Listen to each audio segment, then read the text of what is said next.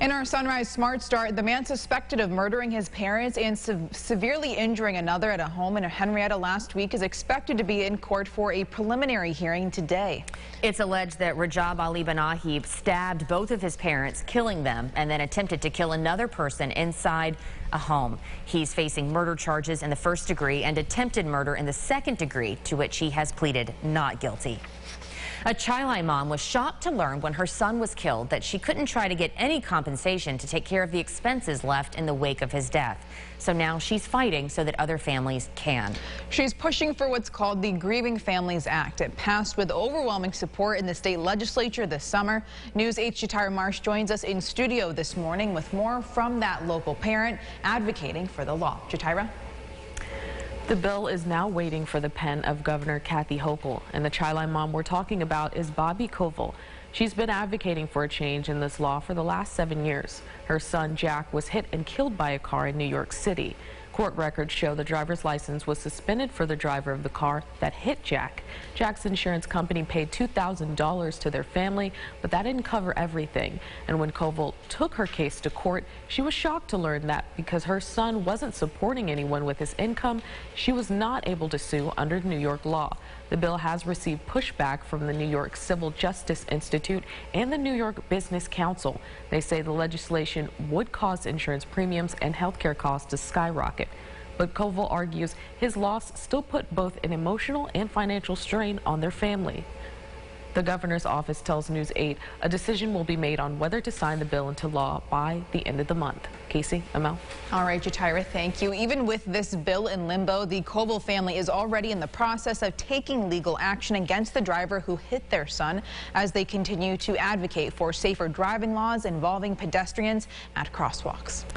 All right, we're getting a couple of school delays in this morning, and we're going to tell you about those in just a second. But first, let's check in with James for a quick look at the forecast. James, it sounds like some folks are getting held up a little bit by the weather this morning. You know, I think this is why. We're seeing a couple of those delays because we are getting a little bit of ice out there. So some slick spots this morning, a little bit of freezing rain moving through right now. It's a very short window. Right now till about 7:30 or 8 a.m. we have this freezing rain ice mix that's falling down and making roads a little slick. So we've got temperatures climbing well above freezing later today. It will take a little bit to get there, but we will eventually. I'd say we're done with this by about 9 or 10 a.m. We'll take a look at the rest of the week at the end of the show. Casey, Emil? All right, James, thank you. We're going to get to those school delays now. In Livingston County this morning, Dansville Central has a 2-hour delay, and Wayland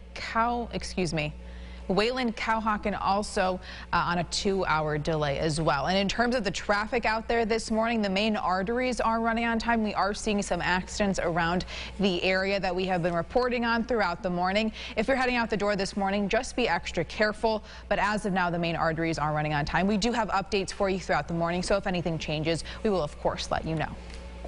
All right, turning now to the latest from Franklin High School, where a student was shot at less than 2 weeks ago. Several local organizations gathered outside the school yesterday demanding that city and school officials implement changes to address crime within the RCSD. Organizers say they're hoping for more resources to be allocated to the district, including more community organizations arguing increased policing does not tackle the root of the problem. We can't police our way out of violence, out of crime. We all know that. We've seen that for years in this city. Raising the police will not stop the crime. We would like to see more community engagement inside of those buildings. Resources, mental health resources that's causing all these problems outside that's spilling into the school. That's what we believe the police response up in the police will never solve the problem. Advocates there also asked for more focus be placed on youth and the mental well-being of students. They add Rochester is experiencing a state of emergency due to overwhelming violence, mental health issues, drug abuse, and crime. Still developing this morning, the Monroe County Sheriff's Office is asking for the public's help in identifying this man. Take a close look. He's suspected of robbing Source Jewelers on Monroe Avenue in the town of Pittsford. Deputies tell us the suspect entered the store and asked to see some merchandise. He then ran out of the store with the merchandise. We're told an employee followed the suspect into the parking lot but stopped when they noticed a weapon. Deputies also say to be on the lookout for a gray 2018 Hyundai Elantra. Anyone with information is asked to call 911. The Rochester Police Department has identified the 19-year-old killed in a homicide at Burger King over the weekend. We're told his name is Sadiq Robinson. He was leaving his shift Saturday night when someone entered the restaurant and shot him at least once in the upper body. RPD says they're still investigating what led to that shooting, but they do believe that Robinson was the target. So whoever committed this offense didn't just commit it by themselves. People know you don't just go out and murder somebody and go back home and not tell anybody or talk to anybody. So we need those family members, friends, whatever it may be of the suspect to help us come forward to identify that suspect. We all need to do our part to hold whoever committed this heinous act, hold that person accountable.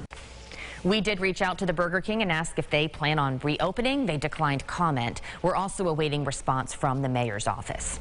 New York State Police say they were led on a brief pursuit after trying to stop a stolen vehicle out of Rochester. The driver of the vehicle, police say, was a 15-year-old who didn't comply when asked to stop. The car eventually crashed on Avenue A near Gladys Street. The teenage driver was charged with criminal possession of stolen property and unauthorized use of a motor vehicle, among other things. No one was injured, and the juvenile driver was issued a ticket to appear in family court. Turning now to some news from around the state. Over the weekend, a state Supreme Court judge struck down the vaccine mandate on healthcare workers across New York. While it's still unclear what effect this will have on our local healthcare system, a spokesperson for the State Department of Health issued a statement to News 8 calling the mandate a, quote, critical public health tool. They add the department strongly disagrees with the judge's decision and is, quote, exploring all options.